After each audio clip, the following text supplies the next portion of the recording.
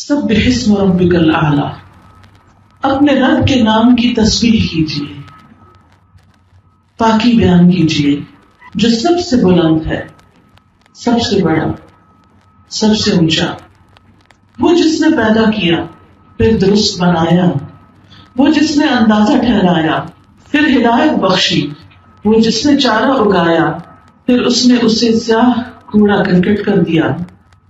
سبح اسم ربک الاعلی، اپنے رب اعلیٰ کے نام کی تسبیح کیجیے۔ یہ سورۃ الاعلیٰ کی پہلی آیت ہے، اور سورۃ الاعلیٰ وہ سورت ہے جو نبی صلی اللہ علیہ وسلم اپنے بڑے اجتماعات میں جب نماز پڑھاتے تو اس وقت یہ سورت پڑھا کرتے تھے۔ نعمان بن بشیر کہتے ہیں کہ رسول اللہ صلی اللہ علیہ وسلم عیدین اور جمعہ میں سبح اسم ربک الاعلی اور هل اتاک حدیث الغاشیہ پڑھا کرتے تھے، اور کہتے ہیں کہ جب عید اور جمعہ ایک دن جمع ہو جاتے تو ان دونوں صورتوں کو ہی نمازوں میں پڑھتے، یعنی انہی کو ریپیٹ کرتے تھے، یعنی زیادہ لوگوں کے اندر اپنے رب کی تسبیح بیان کرتے۔ اسی طرح نبی صلی اللہ علیہ وسلم سے ظہر اور وتر کی نماز میں بھی یہ سورت پڑھنا ثابت ہے۔ یہاں پر جو حکم دیا گیا ہے وہ تسبیح کرنے کا ہے۔ سبح، تسبیح کیجیے، پاکی بیان کیجیے، کس کی؟ اسم ربک، اپنے رب کے نام کی، الاعلی، جو سب سے اعلیٰ ہے، سب سے بلند ہے۔ کیا ہم اس بات کو جانتے ہیں اور کیا ہم اس بات کو یاد رکھتے ہیں؟ کیا ہم اس بات کو محسوس کرتے ہیں کہ ہمارا رب سب سے اعلیٰ ہے، سب سے بڑا ہے؟ کیا ہم اپنی عملی زندگی کے اندر اس بات کو سوچ کر لرز جاتے ہیں؟ کیا جب اس کا کوئی حکم ہمارے سامنے آتا ہے، نماز کا وقت آتا ہے، کوئی اور نیکی کے کام کا موقع ہمیں ملتا ہے، تو کیا ہم یہ سوچ کر کرتے ہیں کہ یہ حکم میرے رب اعلیٰ کا ہے؟ حقیقت یہ ہے کہ اللہ سبحانہ وتعالی اپنی ذات کے اعتبار سے بھی بلند ہے۔ قرآن مجید میں آتا ہے فَتَعَالَى اللَّهُ الْمَلِكُ الْحَقُّ، پس بہت بلند ہے اللہ جو سچا بادشاہ ہے، لا الہ الا ہو، اس کے سوا کوئی معبود نہیں، هو رب العرش الکریم، وہ عزت والے عرش کا رب ہے۔ اللہ سبحانہ وتعالی اپنی ذات کے اعتبار سے بھی بہت بلند اور اونچا ہے، وہ عرش پر مستوی ہے۔ یہ جو ہم کہتے ہیں نا کہ اللہ تعالیٰ میرے دل کے اندر ہے، اس کی یاد تو ہمارے دل کے اندر ہے، لیکن اللہ کی ذات کہاں پر ہے؟ عرش پر۔ اور عرش کہاں ہے؟ عرش تمام مخلوقات کی چھت ہے، ساری کی ساری اللہ کی کریشن اس عرش کے نیچے آتی ہے، اور عرش پانی پر ہے، اور پانی سارے آسمانوں کے اوپر ہے، اور اللہ تعالیٰ عرش پر بلند ہے۔ ساتوں آسمان ہم سب جانتے ہیں کہ جیسے یہ ہمارا آسمان ہے یہاں جس کو ہم دیکھتے ہیں، اس کے بعد ایک اور آسمان ہے، پھر ایک اور آسمان ہے، پھر ایک اور آسمان ہے، پھر ایک اور آسمان ہے، پھر ایک اور آسمان ہے، پھر ایک اور آسمان ہے، یعنی 7 آسمان تہ بتہ ہیں۔ قرآن مجید میں آتا ہے الم تروا کیف خلق اللہ 7 سماوات طباقا، کیا تم دیکھتے نہیں کہ اللہ نے کس طرح 7 آسمانوں کو تہ بتہ پیدا کیا، ایک کے اوپر ایک۔ اور پھر آپ دیکھیے کہ آسمانوں کے بعد جنت ہے، یعنی 7 آسمانوں کے اوپر جنت ہے، اور جنت کے 100 درجے ہیں، اور ہر درجے کا درمیانی فاصلہ اتنا ہے جتنا زمین اور آسمان کے بیچ کا فاصلہ ہے۔ اس سے آپ اندازہ لگائیے کہ بلندیاں اور اونچائیاں کتنی زیادہ ہیں۔ کیا ہم میں سے کبھی کوئی آسمان کو چھو سکا؟ ہم تو خود سے بادلوں کو بھی نہیں چھو سکتے، اس کے لیے بھی وہ جہاز اوپر جاتے ہیں تو وہ اس کے اندر سے گزرتے ہیں، لیکن جہازوں کے بھی اوپر جانے کی ایک لمٹ ہے، اس سے آگے وہ نہیں جا سکتے۔ اس کے بعد یہاں سے زمین سے آسمان تک کا فاصلہ 500 سال کے برابر ہے، اور پھر 7 آسمان اور 7 آسمانوں پہ جنت، اور جنت کے 100 درجے، اور ہر 2 درجوں کے درمیان اتنا فاصلہ جتنا کہ زمین اور آسمان کے درمیان کا فاصلہ، اور پھر فردوس اس جنت کا اعلیٰ ترین درجہ، اس سے جنت کی 4 نہریں نکلتی ہیں، اس کے اوپر پانی ہے، اور اس کے اوپر رب کا عرش ہے، اور رب عرش کے اوپر ہے۔ لہذا حدیث میں آتا ہے آپ صلی اللہ علیہ وسلم نے فرمایا جب بھی تم اللہ سے سوال کرو تو جنت الفردوس کا سوال کرو. کتنی بلندیوں پر ہے وہ جنت. اور پھر آپ دیکھیے کہ ساتویں آسمان اور عرش کے درمیان 70,000 حجاب ہیں. وَقَرَّبْنَاهُ نَجِيًّا کے بارے میں مجاہد جو مفسر ہیں وہ کہتے ہیں ساتویں آسمان اور عرش کے درمیان 70,000 پردے ہیں. اور اللہ تعالیٰ موسیٰ علیہ السلام کو قریب کرتے رہے یہاں تک کہ دونوں کے درمیان ایک پردہ رہ گیا. جب اس جگہ کو دیکھا اور لوح محفوظ پر لکھنے والے قلم کی آواز سنی تو موسیٰ علیہ السلام کا شوق بڑھ گیا. کہنے لگے ربی ارنی انظر الیک، اے میرے رب تو مجھے اپنا آپ دکھا، میں تجھے دیکھنا چاہتا ہوں. لیکن اللہ سبحانہ وتعالیٰ نے کیا فرمایا کہ لن ترانی، تو مجھے ہرگز نہیں دیکھ سکتا. دنیا میں تو ہم نہیں دیکھ سکتے، پیغمبر بھی نہیں دیکھ سکے، لیکن قیامت کے دن اللہ سبحانہ وتعالیٰ اپنے خاص بندوں کو اپنا دیدار کروائے گا. دعا کریں اللہ سبحانہ وتعالیٰ ہم سب کو ان میں شامل کر لیں. یاد رکھیے کہ ساتویں آسمان پر بیت المعمور بھی ہے جس میں روزانہ 70,000 فرشتے عبادت کرتے ہیں اور کسی بھی فرشتے کی باری دوبارہ نہیں آئے گی، ایک دفعہ بس اس کو موقع ملتا ہے. ہم تو خوش قسمت ہیں کہ ہم کئی دفعہ کعبہ جا سکتے ہیں اور وہاں طواف کر سکتے ہیں، لیکن فرشتے اتنی کثرت سے اللہ کی عبادت کر رہے ہیں کہ وہاں پر کوئی بھی فرشتہ جو ایک دفعہ اس گھر میں گیا دوبارہ اندر داخل نہیں ہو سکتا. اور پھر آپ دیکھیے کہ رب کا عرش جو فرشتے اٹھائے ہوئے ہیں ان فرشتوں کی اپنی جسامت کتنی بڑی ہے. نبی صلی اللہ علیہ وسلم نے فرمایا مجھے اجازت دی گئی ہے کہ میں ان میں سے کسی فرشتے کے بارے میں بات بیان کروں.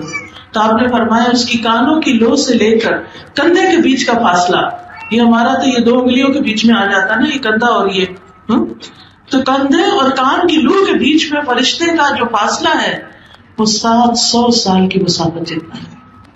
یہ صرف اس کی سمجھے گردن ہے اتنی بڑی ہے، تو وہ باقی فرشتہ کتنا بڑا ہوگا ان فرشتوں میں سے جو عرش اٹھائے ہوئے ہیں. اس سے آپ اندازہ لگائیں کہ رب کی تخلیق کتنی بڑی ہے، رب کی تخلیق کتنی بڑی ہے اور رب کتنا بڑا ہے.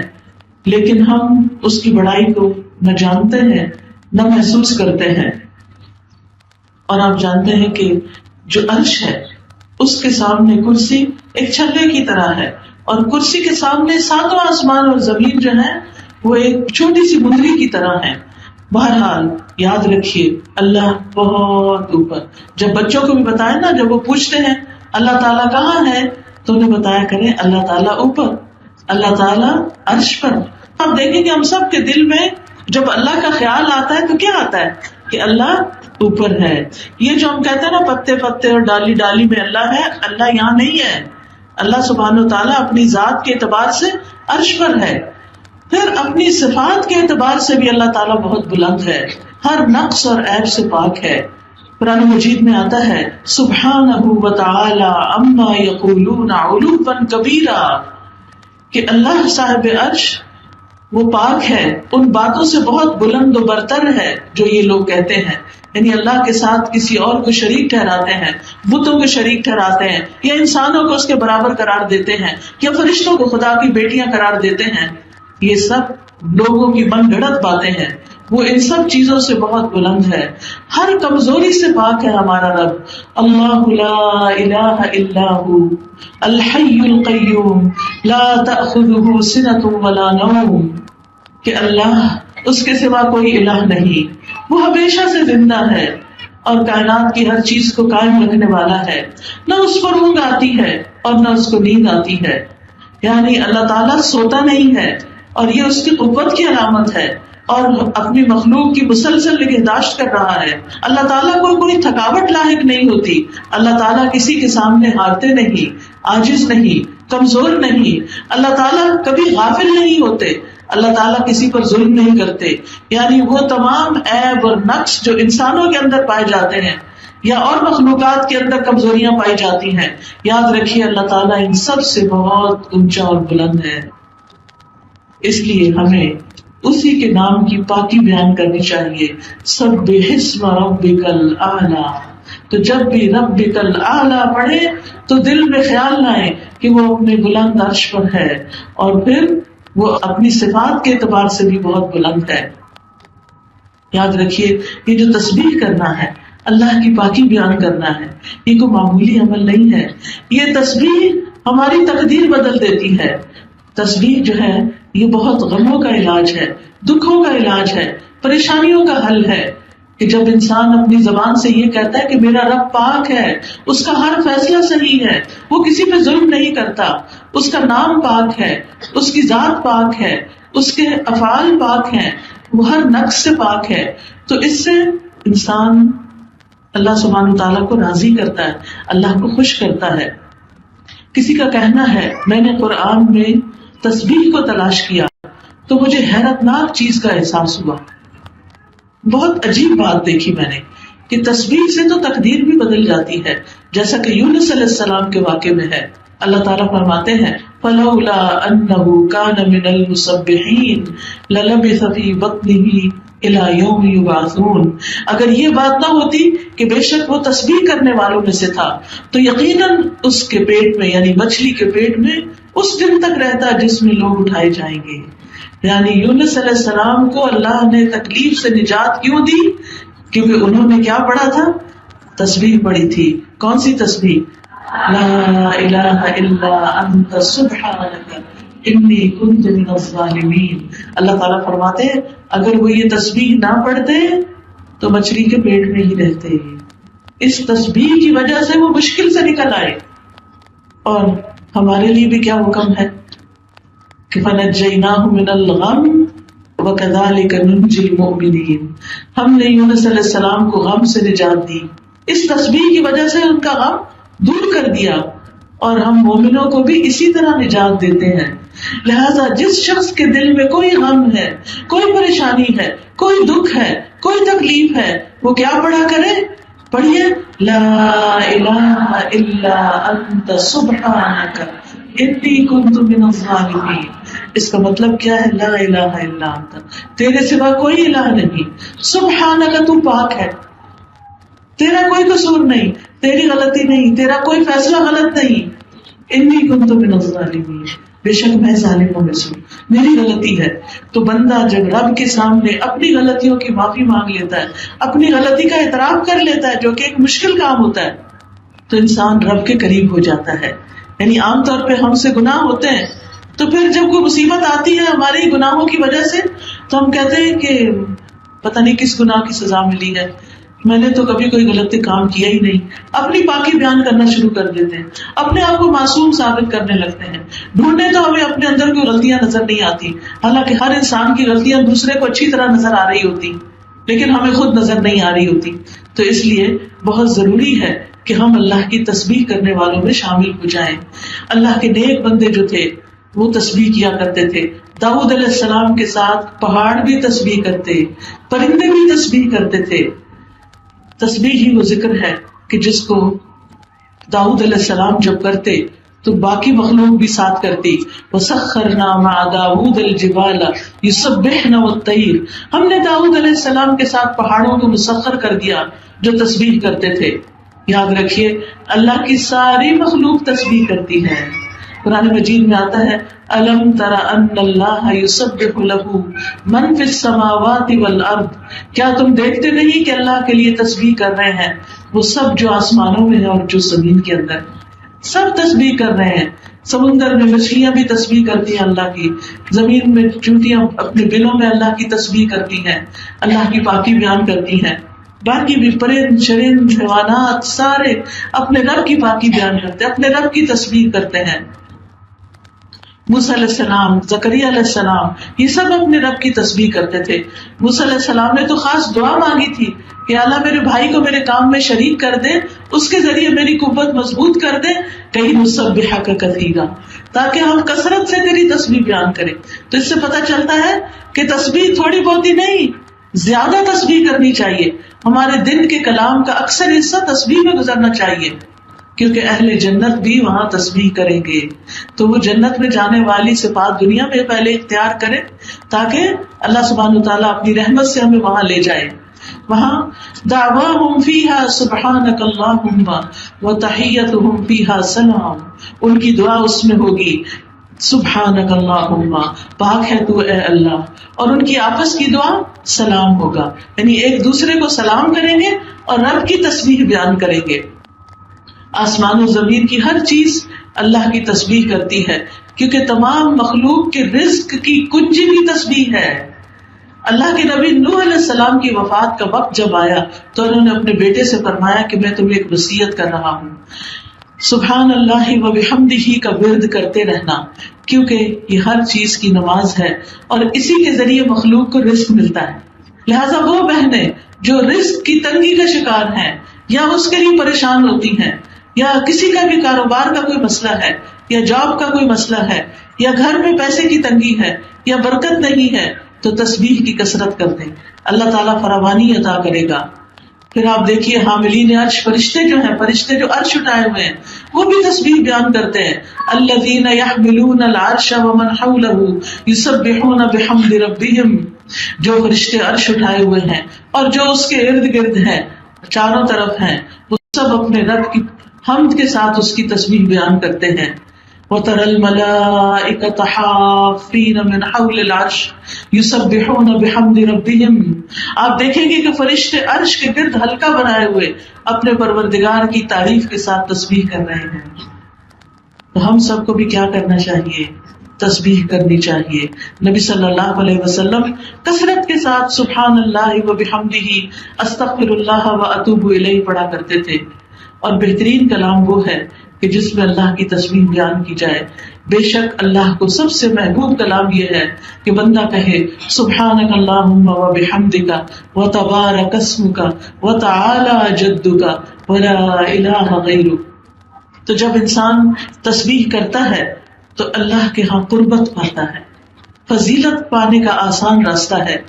رسول اللہ صلی اللہ علیہ وسلم نے فرمایا، تم لوگ اللہ کی عظمت کا جو ذکر کرتے ہو، یعنی تسبیح، تحلیل اور تحمید، وہ عرش کے ارد گرد چکر لگاتے ہیں، اور ان کلمات کی بنبناہٹ ہوتی ہے جیسے شہد کی مکھیوں کی بنبناہٹ، یعنی ہم جب تسبیح پڑھتے ہیں تو یہ کہاں پہنچ جاتی ہے؟ عرش کے پاس پہنچ جاتی ہے، اور وہاں یہ کلمات اپنے ذکر کرنے والے کی اللہ کے ہاں یاد دلاتے ہیں۔ کیا تم میں سے کوئی یہ نہیں چاہتا کہ اس کے لیے کوئی ایسا ہو جو ہمیشہ اللہ کے ہاں اس کی یاد دلاتا رہے؟ یعنی وہ یاد دلاتا ہے کہ تیرا ایک بندہ ہے جو تیری تسبیح کر رہا ہے۔ تو فضول باتوں، فالتو باتوں، ان باتوں سے جن سے جھگڑے فساد ہوتے ہیں، ان سے بہتر کیا ہے کہ انسان اللہ کی تسبیح بیان کرے۔ پھر یاد رکھیے، تسبیح جو ہے وہ دل کی تنگی اور گھٹن کا علاج ہے، دل کی گھٹن کا علاج ہے۔ جب آپ کا سینہ گھٹ رہا ہو، جب آپ بلا وجہ اداس ہو رہے ہو، جب آپ کی روح بے چین ہو رہی ہو، تسبیح شروع کر دیں، سبحان اللہ و بحمدہ، سبحان اللہ العظیم، پڑھتے رہیں پڑھتے رہیں پڑھتے رہیں، لا الہ الا انت سبحانک انی کنت من الظالمین۔ تو آپ دیکھیں گے کہ آپ کا دل قرار پکڑ جائے گا، آپ کے اوپر سے بوجھ ہٹ جائے گا۔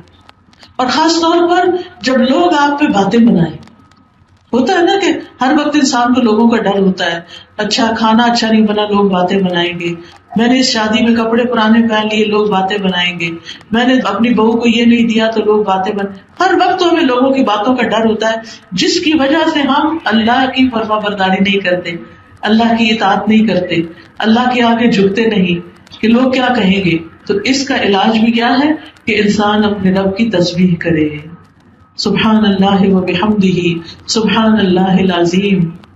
رسول اللہ صلی اللہ علیہ وسلم نے فرمایا، جو شخص رات سے خوف کھائے، بعض اوقات ایسا ہوتا ہے نا، سب بچوں کی شادی ہو جاتی ہے، سب چلے جاتے ہیں، گھر خالی ہو جاتے ہیں، آپ اکیلے رہ جاتے ہیں، آپ کو رات کے وقت ڈر لگنے لگتا ہے، بہترین علاج ہے تسبیح۔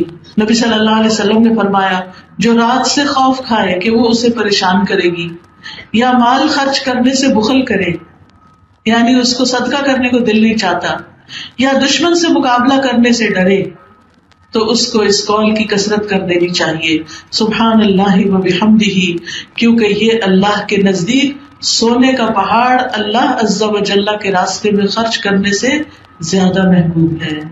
یعنی اگر آپ کے پاس سونے کا پہاڑ ہو اور وہ آپ صدقہ کر دیں تو اس سے بہتر اس سے زیادہ اجر آپ کما سکتے ہیں تسبیح کی کثرت کر کے، کیونکہ جس کے پاس ہے وہ تو خرچ کرے گا، وہ تو صدقہ کرے گا اور اجر کمائے گا. لیکن بعض اوقات انسان کہتا ہے یہ میرے بچے کی فیس ہے، ابھی فلاں کی شادی ہے، ابھی حج پہ جانا ہے، ابھی یہ کام ہے وہ کام ہے، تو انسان گھر بنانا ہے، بچت کرتا رہتا ہے، صدقہ نہیں ہو پاتا اس طرح جتنا دل چاہتا ہے. تو پھر کیا کریں؟ اس کا ازالہ کرنے کے لیے تسبیح شروع کر دیں. انشاءاللہ وہ کمی کوتاہی نہیں آئے گی، یعنی آپ کے اعمال نامے میں کمی نہیں ہوگی، کیونکہ تسبیح کرنا صدقہ ہے. نبی صلی اللہ علیہ وسلم نے فرمایا تم میں سے جو آدمی صبح کرتا ہے اس کے ہر جوڑ پر صدقہ لازم ہو جاتا ہے. ہر صبح سویرے جب نیا سورج نکلتا ہے تو کیا ہوتا ہے؟ صدقہ کیا ہوتا ہے؟ صدقہ لازم ہو جاتا ہے. غور سے سنیے، صدقہ ہمارے اوپر روزانہ لازم ہوتا ہے. یہ نہیں کہ ہم کہیں وہ رمضان میں صدقہ دیا تھا، وہ جب حج پہ گئے تھے تو ہم نے فلاں حاجیوں کو پانی پلا دیا تھا، صدقہ کر دیا تھا، یا وہ فلاں مشکل کے وقت ہم نے کوئی کالا بکرا ذبح کر دیا تھا. نہیں، یہ نہیں کافی. کیا کرنا ضروری ہے؟ ہر روز صدقہ کرنا ضروری ہے. لیکن بعض اوقات ہر روز ہمارے پاس دینے کے لیے کچھ ہوتا نہیں یا کوئی لینے والا ہوتا نہیں، تو پھر کیا کریں؟ نبی صلی اللہ علیہ وسلم نے فرمایا ہر مرتبہ سبحان اللہ کہنا صدقہ ہے. یعنی پھر آپ سبحان اللہ کی تسبیح شروع کر دیں، کیونکہ 360 جوڑ ہیں، کم از کم دن میں 360 دفعہ سبحان اللہ ضرور پڑھیں. الحمدللہ کہنا صدقہ ہے، ہر مرتبہ لا الہ الا اللہ کہنا صدقہ ہے، ہر مرتبہ اللہ اکبر کہنا صدقہ ہے، نیکی کا حکم دینا صدقہ ہے، برائی سے روکنا صدقہ ہے. تو انسان کو یہ صدقہ اپنی جان کی خاطر ہر روز کرنا چاہیے. اس سے انسان کی نیکیوں میں اضافہ ہوتا ہے، خطائیں معاف کر دی جاتی ہیں. یعنی صبح شام اگر انسان 100 بار سبحان اللہ و بحمدہ پڑھتا ہے تو اس کے گناہ معاف ہو جاتے ہیں، اگرچہ وہ سمندر کی جھاگ کے برابر ہی کیوں نہ ہو. پھر اسی طرح 100 اونٹوں سے افضل عمل ہے. ایک بار تسبیح پڑھنے سے زمین و آسمان کے درمیان کی جگہ بھر جاتی ہے. یہ زبان پر بڑے ہلکے کلمات ہیں، سبحان اللہ سبحان اللہ، دل بھی خوش ہو جاتا ہے. کیونکہ ہم عام طور پر سبحان اللہ کب کہتے ہیں؟ جب ہمارا دل خوش ہوتا ہے کسی چیز کو دیکھ کر یا اللہ کی کوئی بڑائی سامنے آتی ہے. تو خاص طور پر سبحان اللہ و بحمدہ سبحان اللہ العظیم، یہ 2 کلمات ایسے ہیں کہ جو زبان پہ ہلکے ہیں، میزان پہ بھاری ہیں. اسی طرح جو صبح اور شام 3 دفعہ یہ پڑھ لیتا ہے سبحان اللہ و بحمدہ عدد خلقہ ورضا نفسہ وزنۃ عرشہ ومداد کلماتہ، تو یہ بہت سارے ذکر کو کافی ہو جاتا ہے. آگ سے بچاؤ کا ذریعہ ہے تسبیح. ہر تسبیح سے جنت میں درخت لگتا ہے. اب آپ کی اپنی مرضی کہ آپ جنت کو کتنا ہرا بھرا دیکھنا چاہتے ہیں. اب تسبیح کب کب کی جائے؟ تسبیح صبح شام کی جائے. قرآن مجید میں آتا ہے یا ایھا الذین آمنوا اذکروا اللہ ذکرا کثیرا وسبحوہ بکرۃ واصیلا. اے ایمان والو، اللہ کو بکثرت یاد کیا کرو اور صبح شام اس کی تسبیح بیان کیا کرو. تو اپنے اوپر لازم کر لیں، پابندی کر لیں. اگر آپ آرام سے ایک جگہ بیٹھ کے نہیں کر سکتے تو مثلا صبح کا ناشتہ بناتے ہوئے تسبیح کرتے رہیں، شام کا کھانا بناتے ہوئے تسبیح کرتے رہیں. تو اس طرح جو کام آپ روز صبح شام کرتے ہیں، میں نے تو ایک مثال ہی دی ہے، تو اس میں آپ تسبیح کرتے رہیں. پھر اسی طرح خصوصاً سورج نکلنے کے وقت نماز کے آغاز میں رکوع اور سجدوں میں، سجدے میں سبحان ربی الاعلیٰ کئی دفعہ دہرائیں. پھر نمازوں کے بعد بھی پڑھے 33 دفعہ سبحان اللہ، 33 دفعہ الحمدللہ اور 34 دفعہ اللہ اکبر. اگر اتنی دفعہ ٹائم نہ ہو تو 10 دفعہ ہی پڑھ لے. پھر رات کے وقت نبی صلی اللہ علیہ وسلم جب سونے لگتے تھے تو سبحان اللہ سبحان ربی پڑھتے رہتے. ان کے خادم کہتے ہیں کہ میری آنکھ لگ جاتی تھی لیکن نبی صلی اللہ علیہ وسلم دیر تک اللہ کی تسبیح بیان کرتے تھے، سوتے وقت اللہ کی تسبیح. پھر اسی طرح قرآن پاک پڑھتے ہوئے جہاں اللہ تعالیٰ کی پاکی بیان ہو، کوئی اچھی بات بیان ہو تو اس وقت سبحان اللہ کہتے تھے آپ. بجلی کی کڑک سن کے سبحان الذی سبحت لہ، پھر بلندی سے اترتے ہوئے سبحان اللہ پڑھتے. اس سے فائدہ کیا ہوگا؟ یعنی کیا فائدہ؟ سبح اسم ربک الاعلی الذی خلق فسوی والذی قدر فہدی والذی اخرج المرعى فجعلہ غثاء احوى سنقرئک فلا تنسى الا ما شاء اللہ انہ یعلم الجہر وما یخفی ونیسرک للیسرا. تسبیح سے، اللہ کا ذکر کرنے سے آپ کے کاموں میں آسانی پیدا ہوتی ہے، آپ کے لیے کام آسان ہو جائیں گے. کاموں میں آسانی کس کس چیز سے پیدا ہوتی ہے تسبیح کے علاوہ؟ اللہ کے تقوی سے. اللہ کا ڈر آسانیاں پیدا کرتا ہے. قرآن مجید میں آتا ہے وَمَن يَتَّقِ اللَّهَ يَجْعَل لَّهُ مِنْ أَمْرِهِ يُسْرًا. جو اللہ سے ڈرتا ہے اللہ اس کے کام میں آسانی پیدا کر دیتا ہے. اللہ کا ڈر اپنے اندر لائے. اللہ کا ڈر کیا ہوتا ہے؟ اللہ کا ڈر وہ چیز ہوتی ہے انسان کے اندر جس کی وجہ سے انسان اچھے کام شروع کر دیتا ہے اور برے کاموں سے بچنے لگتا ہے. انسان سوچتا ہے میرے پاس یہ وقت ہے، میں کیوں ضائع کر رہا ہوں، میں کوئی اچھا نیک کام ہی کر لیتا ہوں، کسی کی خدمت کر دیتا ہوں، تسبیح پڑھ لیتا ہوں. اور وہ یہ کیوں کرتا ہے؟ صرف اللہ کے لیے کرتا ہے، کسی کو دکھانے کے لیے نہیں. پھر اسی طرح کاموں میں آسانی ہوتی ہے لوگوں پر خرچ کرنے سے، دوسروں پر خرچ کرنے سے. قرآن مجید میں آتا ہے فَأَمَّا مَنْ أَعْطَى وَاتَّقَى وَصَدَّقَ بِالْحُسْنَى فَسَنُيَسِّرُهُ لِلْيُسْرَى.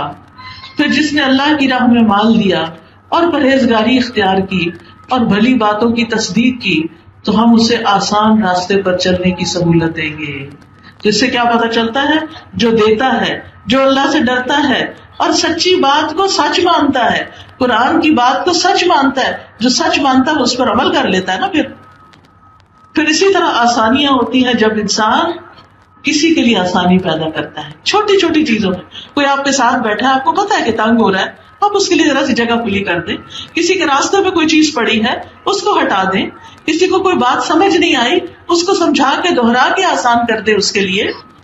تو جو شخص تنگ دست پر آسانی کرتا ہے اللہ سبحانہ تعالیٰ اس کے لیے آسانیاں کرتا ہے. حدیث میں آتا ہے جس نے کسی مومن سے دنیا کی تکلیفوں میں سے کسی تکلیف کو دور کیا، مثلا کسی کا قرضہ چکا دیا، کسی کو کوئی دوا لا دی، کوئی بیمار ہے تو اس کی بیمار پرسی کر لی، اللہ قیامت کے دن اس کی تکلیفوں میں سے کسی تکلیف کو دور کر دے گا. اور جس نے کسی تنگ دست پہ آسانی کر دی، یعنی اس کا ہاتھ تنگ ہے، اس نے اس کے لیے تھوڑا سا اس کی مدد کر دی کہ اس کا ہاتھ کھل جائے، اللہ اس پر دنیا اور آخرت میں آسانی کرے گا. جس نے کسی مسلمان کی پردہ پوشی کی، اس کا عیب چھپا لیا، اللہ اس کی دنیا اور آخرت میں پردہ پوشی کرے گا. اور اللہ تعالیٰ تب تک اس بندے کی مدد میں ہوتے ہیں جب تک وہ بندہ اپنے بھائی کی مدد میں لگا رہتا ہے. آپ دوسروں کے کام بناتے رہیں، اللہ آپ کے کام بنائے گا. آپ دوسروں کی مدد کریں، دوسروں کے لیے آسانیاں پیدا کریں، اللہ آپ کے لیے آسانیاں پیدا کریں. چیزوں کو مشکل نہ بنایا کریں، چیزوں کو آسان کیا کریں تاکہ لوگوں کی زندگی آسان ہو اور وہ تمہیں دعائیں دیں. پھر دعا بھی کرنی چاہیے، رب اشرح لی صدری ویسر لی امری. اللہ میرے کاموں میں آسانی پیدا کر، رب اشرح لی صدری. پھر اگر کوئی مشکل آ جائے اللہم لا سہل الا ما جعلتہ سہلا وانت تجعل الحزن سہلا اذا شئت.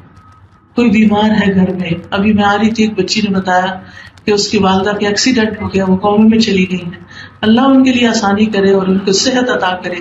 اللہ تعالیٰ باقی بھی آپ سب کی بھی زندگی میں جو مشکلات ہیں، بچوں کی طرف سے ہیں یا شوہر کی طرف سے ہیں یا مال کی طرف سے ہیں، جان کی، اپنی جان میں کوئی تکلیف ہے، اللہ آپ سب کے لیے بہت آسانیاں کریں. لیکن اللہ سے آسانیاں مانگا کریں اور لوگوں کو آسانیاں دیا کریں. پھر فرمایا فَذَكِّرْ إِن نَفَعَتِ الذِّكْرَى سَيَذَّكَّرُ مَن يَخْشَىٰ وَيَتَجَنَّبُهَا الْأَشْقَىٰ. فَذَكِّرْ، پس آپ نصیحت کیجیے، ان نفعت الذکرى، اگر نصیحت کرنا فائدہ دے، یعنی جو نصیحت قبول کرنا چاہتا ہے اس کو آپ نصیحت کریں.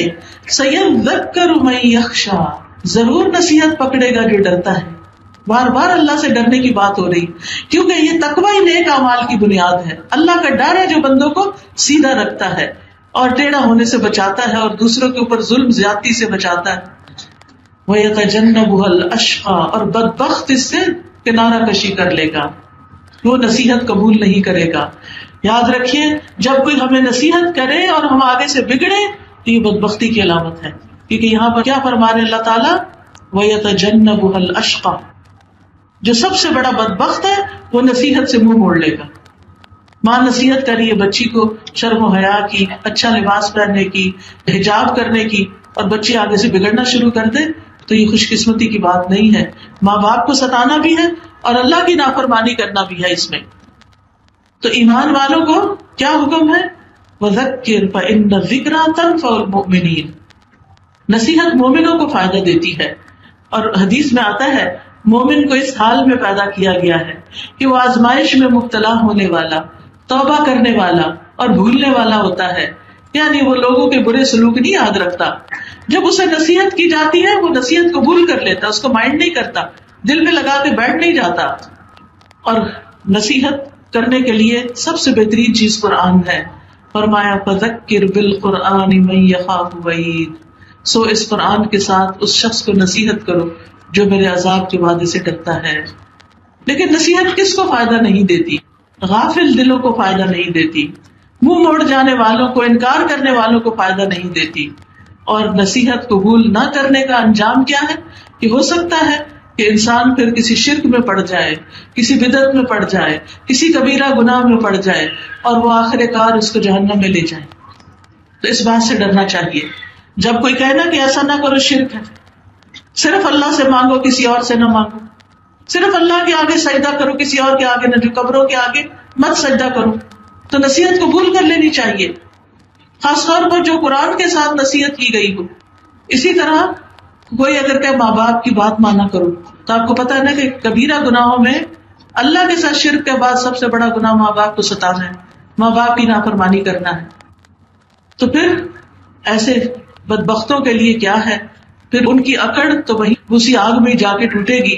تو انسان اس آگ سے بچنے کے لیے اللہ کی پناہ مانگتا رہے، اللہ تو ہمیں پناہ دے دے اور اس جہنم سے ہمیں بچا لے. کیونکہ قیامت کے دن جب جہنم کو سامنے لایا جائے گا، اس دن جہنم کی 70,000 لگامیں ہوں گی.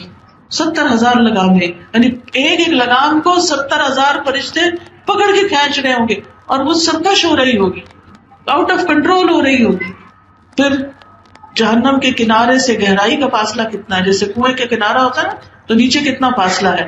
رسول اللہ صلی اللہ علیہ وسلم نے فرمایا مجھے اس ذات کی قسم جس کے ہاتھ میں میری جان ہے، جہنم کے کناروں اور اس کی گہرائی تک پہنچنے کی دوری اور مسافت اس قدر ہے کہ اتنی بھاری چٹان ہو جس کا وزن 7 حاملہ اونٹنیوں، ان کی چربی، گوشت اور ان کی اولاد کے برابر ہو.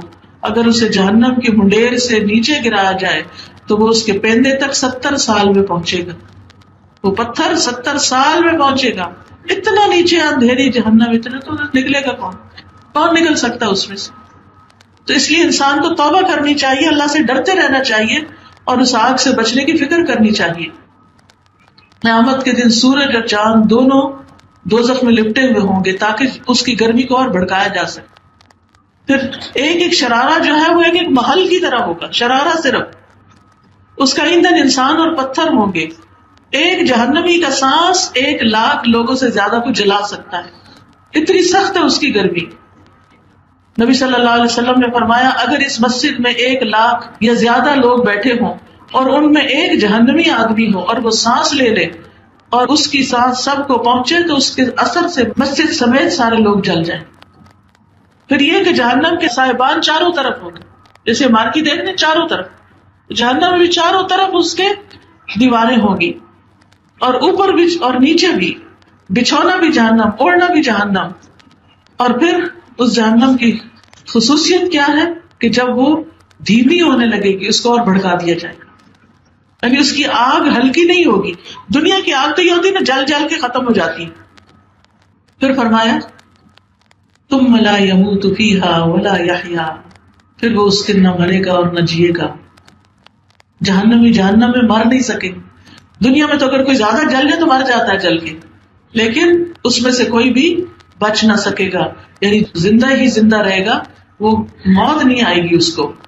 قد افلح من تزکا وذکر اسم ربہ فصلی، یقیناً کامیاب ہو گیا وہ جس نے پاکیزگی اختیار کی اور اپنے رب کا نام یاد کیا پھر نماز پڑھی. یعنی کامیابی کے لیے کیا ضروری ہے کہ انسان 3 کام کرے. اندر کا تزکیہ کرے، اپنے آپ کو برے خیالات سے بچائے اور اپنے رب کے نام کا ذکر کریں، اللہ سے دعا کریں اور نماز پڑھیں. یہ کام جو ہے انسان کو اللہ کے قریب کرتے ہیں. انسان اللہ سے دعائیں کرتا رہے اور موت کو یاد رکھے، اللہ تعالیٰ کی صفات کو جانے، روزانہ قرآن پڑھے. یہ سب کام انسان کو کامیابی کی طرف لے کے جانے والے ہوتے ہیں. یعنی ہم بعض اوقات کچھ کر نہیں سکتے، لیکن ہمیں اس کا شوق ہونا چاہیے، ہمیں اس کے لیے دعا کرنی چاہیے، ہمیں اس کے لیے اللہ کو پکارنا چاہیے کہ یا اللہ یہ کام بہت اچھا ہے، مجھے اس سے محبت ہے لیکن مجھ سے ہوتا نہیں، تو مجھے اس کی توفیق دے دے. مثلا زندگی میں کم از کم ایک بار تو قرآن کو پورے سمجھ کے پڑھنا چاہیے، اس کا ترجمہ یاد کرنا چاہیے. جگہ جگہ کلاسز کھلی ہوئی ہیں، آپ وہاں جا کر داخلہ لے سکتے ہیں، پڑھ سکتے ہیں.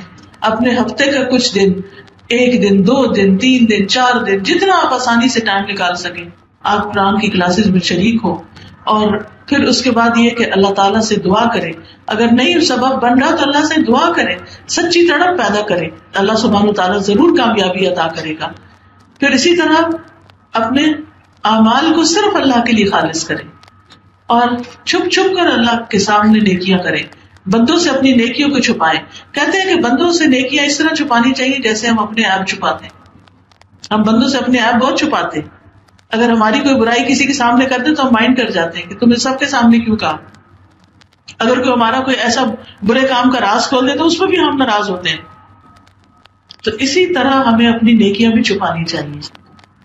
لوگوں کو دکھانے کے لیے نیکی کے کام نہیں کرنے. پھر اسی طرح کرنے کے کاموں میں یہ بھی ہے کہ انسان موت کو یاد رکھے. موت کو یاد رکھنے کا فائدہ کیا ہے کہ انسان پھر یہ سوچتا ہے کہ میرا وقت تھوڑا ہے، میں کچھ کر لوں، اپنے لیے تھوڑا ٹائم رہ گیا، کچھ بنا لوں، کچھ کر لوں، زیادہ سے زیادہ نیکی کے کام کروں، عبادت کروں، لوگوں کی خدمت کروں، کسی کے کام آؤں، لوگوں کے لیے آسانیاں کروں تاکہ میرے لیے آگے اللہ تعالیٰ موت کی منزلیں اور موت کے بعد کی زندگی آسان فرما دے. پھر اسی طرح کرنے کے کاموں میں سے ایک اور کام اللہ کے نام اور اللہ کی صفات کو جانے تاکہ اللہ کی معرفت حاصل ہو. کیونکہ ہمیں اللہ نے اس لیے پیدا کیا کہ ہم اللہ کی عبادت کریں. لیکن اگر ہمیں یہ نہیں پتا کہ وہ ہے کون، وہ کیسا ہے، وہ کیا کرتا ہے، اس کی طاقت کتنی ہے، وہ کہاں ہوتا ہے، تو پھر ہم اس کی عبادت صحیح طور پر نہیں کر سکتے. اور اس کے لیے اللہ کے ناموں کی جو اسماء اللہ الحسنی کے جو آڈیوز ہیں وہ بھی آپ سن سکتے ہیں. پھر اسی طرح اچھے دوست بنا